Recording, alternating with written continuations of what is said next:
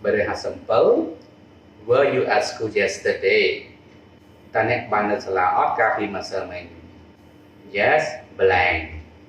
ចម្លើយ A were we B there were we C we were ហើយនិង D I were ហើយសម្រាប់លេខ57ហ្នឹងចម្លើយត្រឹមត្រូវគឺចម្លើយ C we were សម្រាប់ចម្លើយ A វាខុសត្រង់ថាគេឲ្យមកបញ្ជា were we កាលណា were មក we អញ្ចឹងអាហ្នឹងគឺជាលំដាប់ពាក្យប្រយោគសំណួរហើយឥឡូវចូលរៀនទៅបំពេញ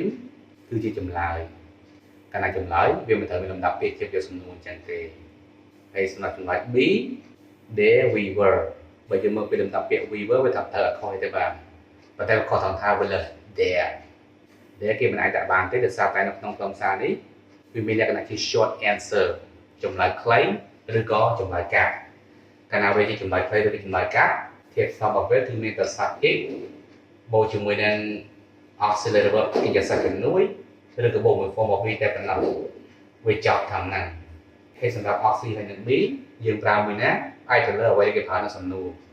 សម្រាប់របស់យើងសំណួររបស់គេផ្ដើមដោយ word ដែលជា form of b ចូលកន្លែងប្រើ form of b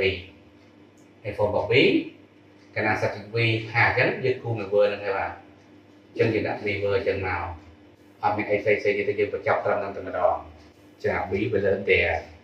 ហើយសម្រាប់ចម្លើយ C ដូចចម្លើយតាមទៅរបស់យើងឃើញហ្នឹងគឺ we were មាន we ជា subject ហើយនឹង were ជា form of be បើវាធំត្រូវទាំងពាក្យធំត្រូវទាំងលំដាប់ហើយសម្រាប់ចម្លើយ C I were បើយើងទៅពីធាតុអត់ខុសទេបាទវាមាន I ជា subject ហើយនឹងមាន were ជា form of be ប៉ុន្តែវាខុសត្រង់ថា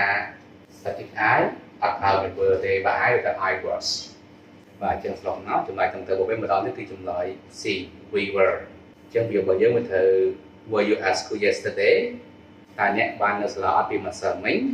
Yes we were បាទពួកយើងបាននៅ